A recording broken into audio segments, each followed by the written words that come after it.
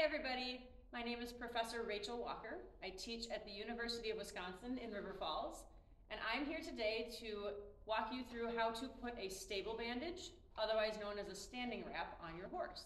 So the first thing we should go through is, what is a stable or standing bandage and why do we use one? A stable bandage has two parts. It has what we call a quilt, so something fluffy and soft that will go around his leg.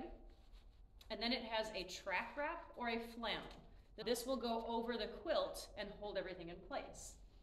We put these on our horse's legs a lot of times after we've done strenuous work. If our horse is in a stall, it helps to prevent swelling of the legs, called stocking up. It can help provide some support. It can help provide protection when you're trailering or shipping your horse. And it can be used for injuries to help hold other bandages onto the wounds. So before we start, we need to have our equipment properly rolled in this case. So our quilt looks like this. It's a big square piece of material, and we just want to roll this up like so. Makes a little tube. Our track wrap, when we roll these in order to use them, you're going to take your Velcro and flip it over the back onto itself and start rolling from there. So I'm gonna take my quilt backside to his leg. I'm gonna start the tail end of it just on the inside of his cannon bone, using my left hand to hold tension as I pull around the front, covering from knee to fetlock. And it should stay relatively even as I unroll this quilt around his leg. So top to bottom looks fairly straight, fairly level.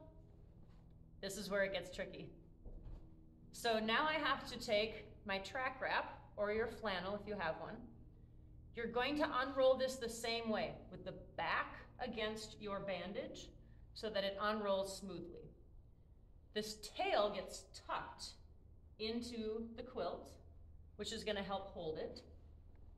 And I'm starting about a third of the way down this bandage. So from top to the bottom, I'm about 1/3 of the way down. I want to pull tension across the front of his cannon bone and then just allow it around the back. So any tension, I want to pull enough tension, and the point of the quilt is to absorb that tension. I want to pull enough tension to keep this secure. I start a third of the way down, and I'm going to wrap down to the bottom, overlapping my wraps at least half to maybe 2/3 every wrap that I take. The more even you can make them, the better.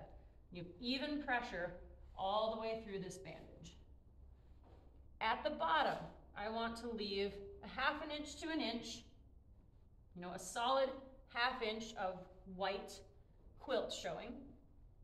And then I go back up. And as I go back up, I'm overlapping my every wrap by a 1/2 to 2/3, which helps to keep the track wrap even and create even tension across this wrap.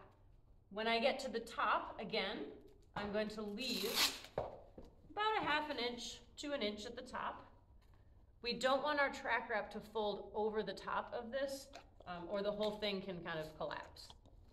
This is the back of my Velcro where we wrapped earlier.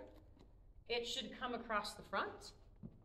And I finish my wrap by sticking the Velcro to itself.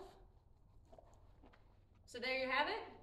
How to put a standing bandage or stable wrap on your horse's leg.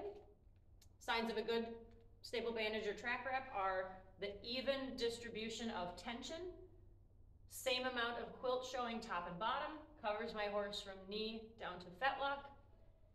If those signs don't check out, do it again. Unroll your bandage, unroll your track wrap, re-roll everything.